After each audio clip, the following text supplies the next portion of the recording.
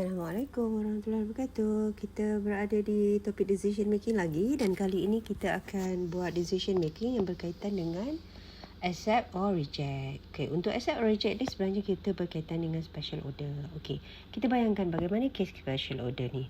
Contoh kan, kita biasanya jual strawberry tart kita RM25 satu kotak. Contoh Okay.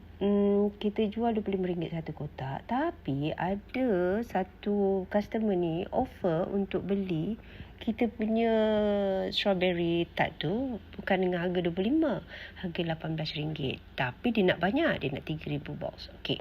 Sekarang kepada kita kena buat decision making, kita kena buat keputusan sama ada nak terima ataupun tidak. Sebab nampaknya harga lebih rendah daripada jualan semasa yang kita biasa buat, tapi dia punya volume banyak. Jadi kita akan buat decision making. Okey, kita lihat contoh soalan. Pertama kita akan jawab soalan yang pertama, iaitu prepare an incremental analysis. Okey. So kita punya incremental analysis kita begini, berbeza dengan yang tadi. Tadi kita make atau buy, sekarang kita buat accept atau reject. Okey. Kita akan mulakan item yang pertama.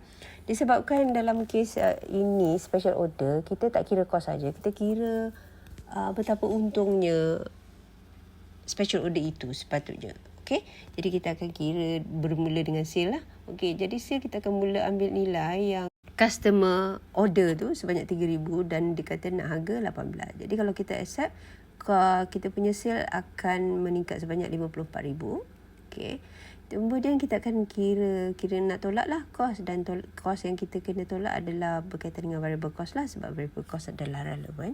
Variable cost yang pertama adalah direct material. Okey, direct material dalam kes ni adalah RM8. So kita darabkan dengan 3,000.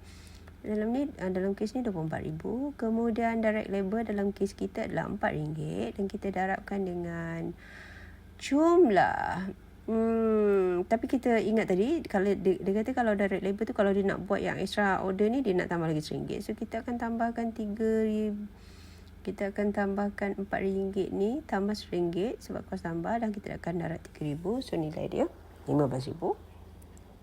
Kemudian variable manufacturing overhead kita ambil RM3 dan darab dengan 3,000 seperti yang diberikan dalam soalan. Kita dapat jumlah variable manufacturing overhead. Okey. Dan untuk kes ada lagi tambahan kos, iaitu delivery expense. Okey. Jadi delivery expense dalam kes ni 100, kita tambah 100 macam tu sajalah, tak payah darab dengan unit sebab dia pun tak cakap untuk seunit. Okey, jadi kita tolak sale, tolak semua variable cost tadi, kita akan dapat contribution margin. Dan contribution margin kita adalah 5,100. Okey, untuk kotak reject tu, kita letak je kosong dan kita akan tunjukkan perbezaan net income kita di sebelah kotak tu, nombor yang sama. Dia macam copy and paste saja. Okey. Jadi inilah incremental analysis, dan daripada incremental analysis kita dapati bahawa pengeluaran, kalau kita terima offer special order ni, kita akan dapat contribution margin sebanyak 5,900. Okey. Jadi, kalau kita nak jawab soalan patut tak syarikat tu terima, so cara kita jawab adalah should accept the special order because the net income will increase by 5,900.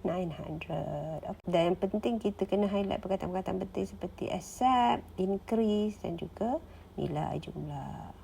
Alright. Okay. Itu saja. Assalamualaikum warahmatullahi wabarakatuh dan salam sejahtera.